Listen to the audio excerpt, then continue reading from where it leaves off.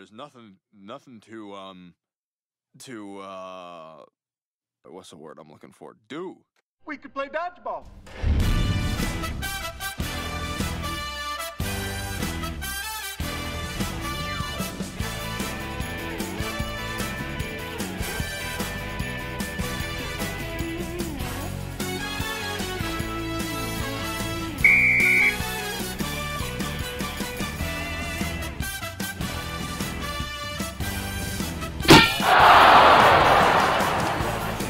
So you're on the internet. You're obviously not working or you wouldn't be on YouTube, so you've got some time to kill. Check this out.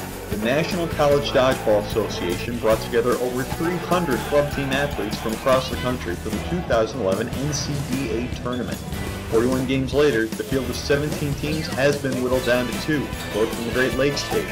Hello from the Preston Student Event Center in Bowling Green, Kentucky, and welcome to tonight's championship matchup in an online exclusive between the Central Michigan Chippewas and the 4-time reigning champion Lakers of Grand Valley State.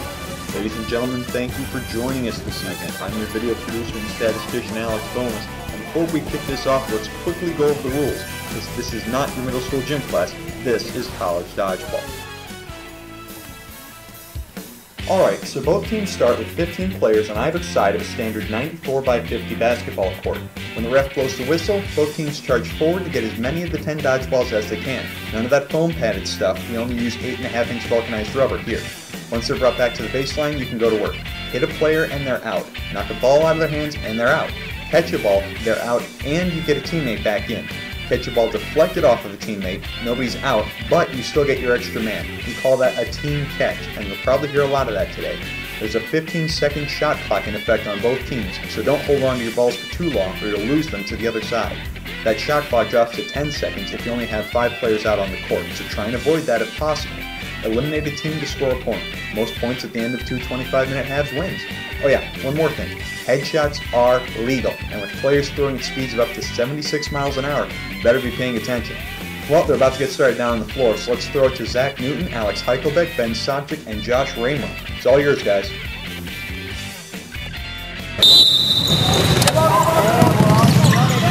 Championship game. A kind of surprising matchup, I think, for this game. How do you figure? Well, everyone assumed, as always, it would be Grand Valley and Saginaw game. This is actually a rematch of last year's game. There we go. So what we've ended up with is Grand Valley and Central Michigan, which is amazing. Central Michigan played a great game against Saginaw last night. We'll see if they can keep that momentum up against Grand Valley. Yeah, I for one am not surprised. The removal of Mike McCarthy from the Central Michigan locker room, arguably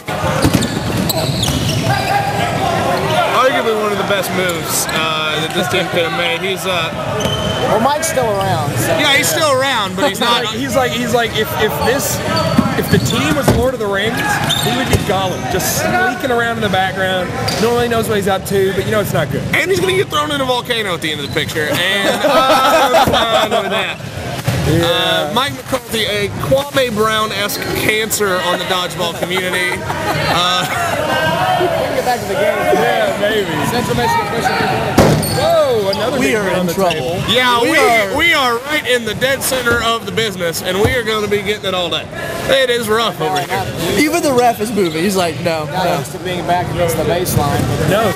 The Chippewas have a pin back there at the start of this game. And I'm guessing maybe, I'm not 100% familiar with the strategy, but I noticed that neither team yet has started utilizing, I guess what we call the Michigan defense, the corner defense. Do you think that's because there's too many players on the court, or do you think that that's something that maybe they realize won't work against, here we go.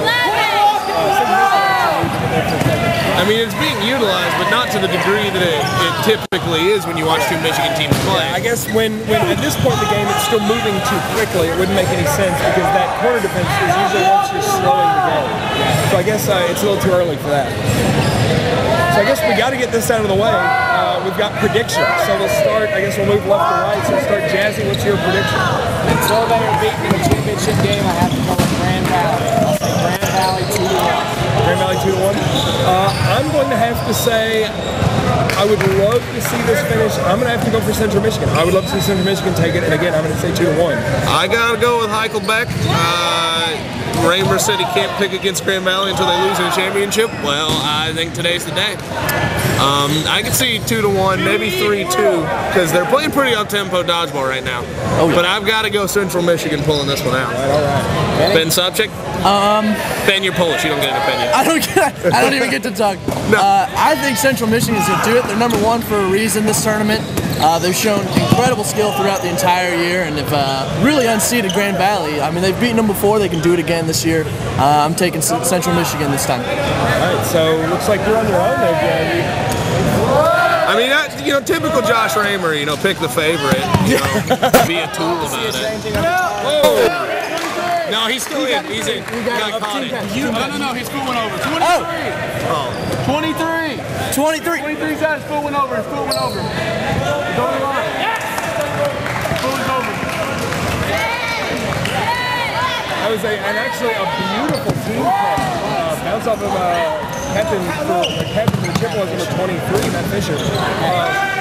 Sorry, but apparently he stepped over the midline.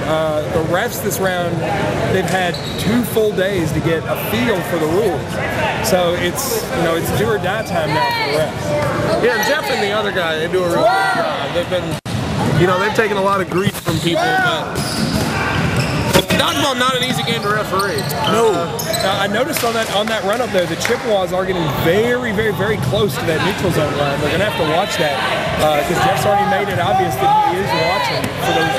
They already lost. They lost their captain to a foot infraction.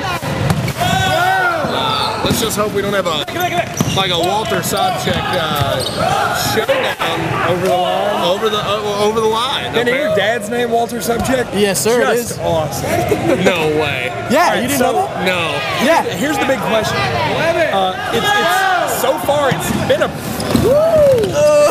relatively it's been a relatively fast-paced game so far. Do you think these teams are going to try to maintain that tempo, or do you think we're going to get, as soon as one team has scored a point, just a complete slowdown of game? Oh yeah. See, I would say slow down game because if Grand Valley goes up, Central Michigan will push to make sure they tie it before halftime, forcing Grand Valley, I think, to push. I don't think if Grand Valley is forced to speed up the tempo, that they will just try to sit back. I've noticed both teams being very, very selective with their throws.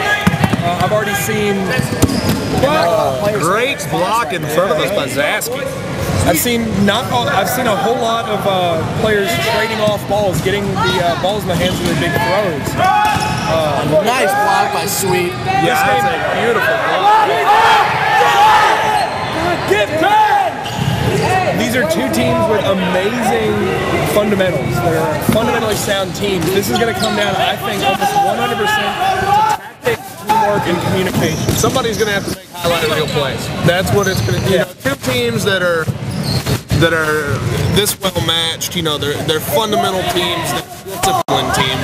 You don't hear the word discipline a lot in college dodgeball, but these teams have what they're doing down to a science. We're going to need some clutch catches, some clutch plays.